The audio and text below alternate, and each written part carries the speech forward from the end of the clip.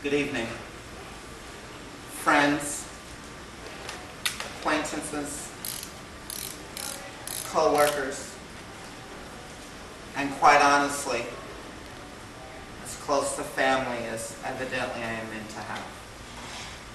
On this Sunday, September 16th, 2012, I welcome you as we have gathered not only to celebrate my 15th birthday, again, but also as I have accomplished something that evidently people like me was never meant to accomplish, but yet I have.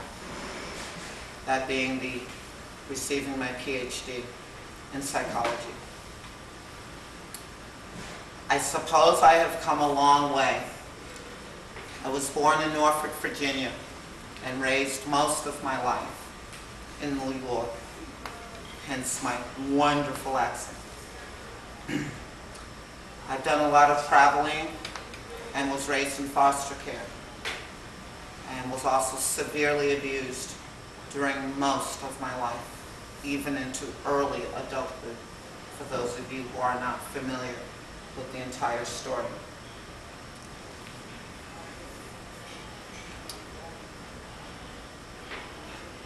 I was thinking about this evening and contemplating the daunting task of speaking to you guys. I wrote several speeches and none of them sounded right. So I decided the best way to tell my story was to do it myself. I would like to say that, or I wish I could say that, my parents wanted the best for me and taught me things to make me who I am. I can't. It isn't because I don't want to. It isn't because I choose not to. It is because it wouldn't be the truth. As I said, I was raised in foster care and my whole life has been a struggle.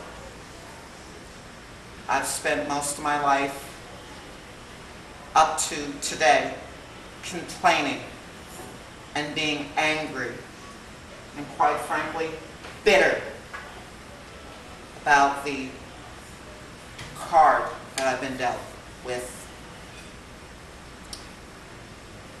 I originally came to Florida because my sister, although my half-sister, was diagnosed with cancer. And I had a great job at that time and wound up coming here to care for her. And the thought of coming to Florida just scared me. I didn't want to move into the South, and but I knew that I needed to make the move for my sister's sake. And honestly, you are right, I felt her during the whole course of this evening. So after that, I wind up caring for my sister, and I wind up attending Bethune-Cookman College in Daytona Beach. It's a historically black university. I got a master's degree in black history education. After that, I realized that I wanted to become a teacher. Not just any teacher. Growing up as an African American, as if that wasn't bad enough, I'm also biracial, which means I'm black and white. Growing up, white teachers didn't want to teach me. Black teachers didn't want to teach me. You see, what you don't understand is I was pale, white, with an afro. So I was certainly a misfit, if you will.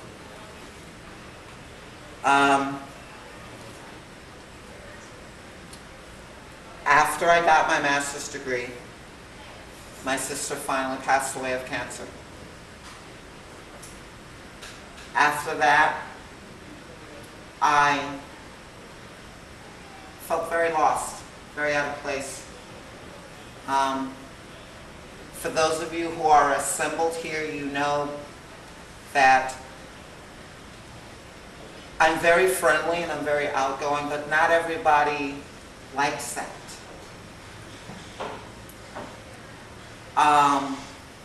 Because I'm too different. My sister liked me just the way I was. And I think that's why even to this day, even though she's been gone for several years, I still have the hardest time because I live in a society that tells me because I'm black, I am not supposed to get a college degree, not supposed to be a judge, not supposed to be the President of the United States. And the list goes on. If I'm offending you, I apologize. I'm stating a fact. It has been very hard for me to be positive. The reason that I am here this evening celebrating my accomplishment in receiving my PhD in psychology is because I have always wanted better. Always. I have always been a person that has said I cannot be defined by being African American and or white. I will not be defined by being homeless, low income, whatever word you want to use. I wind up teaching myself how to read and write because when I was growing up, they refused to teach me. See, they just wanted a paycheck, so I wasn't sent to school. Someone called me a couple of days ago and had the audacity to say, you're kind of blowing this whole PhD thing out of the water.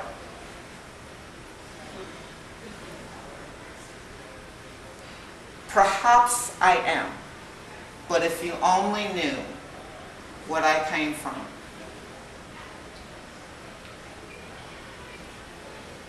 I have come so far, and I hope to continue to go far.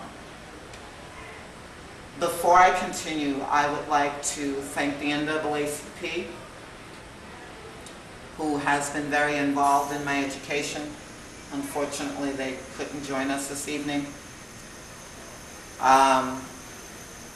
And because of them and because of, many organizations, people like me, people of color, are able to attend historically black colleges. We live in a day and age where people, even to this day, will question me, oh, why did you have to go to one of them schools? Well, because there was a time where people like me were not allowed to attend schools, college being included.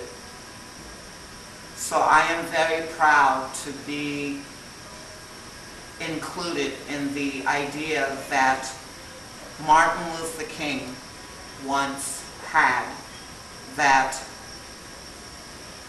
he didn't want us to be judged by the color of our skin. He also, for us as colored individuals, he didn't want us to be defined by the color of our skin. So don't get me wrong, I'm not here because I've done something so great, because I haven't. I am here because I have tried to make myself better. And this is what I tell my students in the city of Volusia County, and for those that are going to watch this video on YouTube for future years to come. I want you to know that you do not have to be defined by anything, abuse, anything. All you have to do is have that attitude that you can rise above anything. I'm the true testimony of that. True testimony.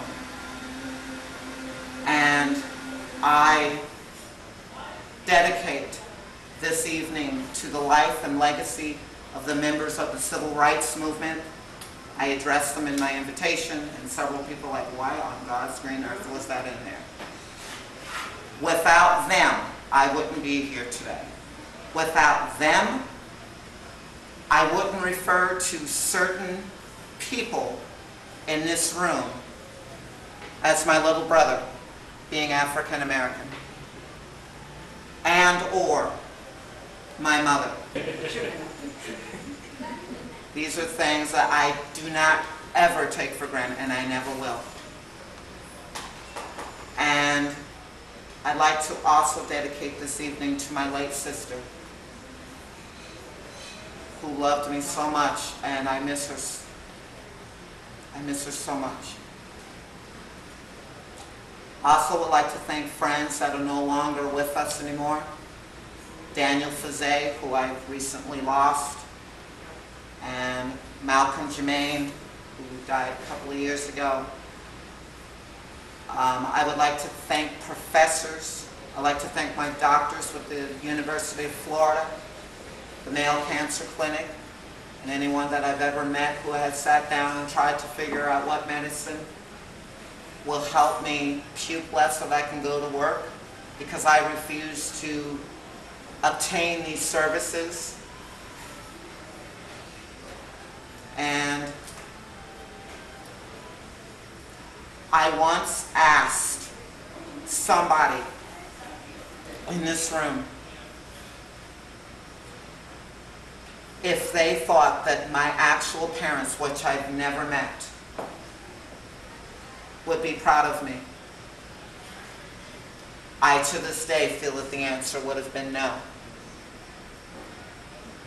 But if the answer is yes, that brings me peace of mind, and that brings me joy. And as I celebrate a birthday today, for the first time in many years, I'm ready to let go of that, because I am able finally to see the road ahead.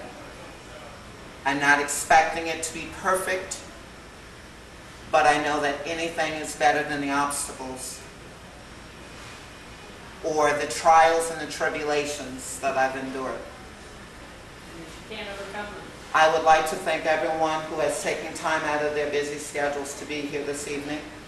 I would like to thank the staff and the management team of Outback Steakhouse, Gainesville, Florida, and most importantly to my LBs, my little brothers, Andrew Kelly, Lee Townsend III,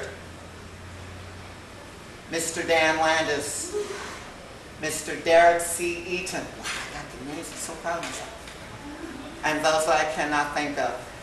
Thank you so much for inspiring me, and most importantly, for loving me just the way I am,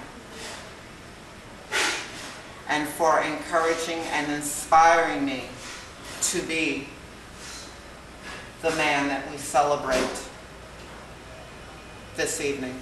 Thank you so much for being here. I love you guys. God bless.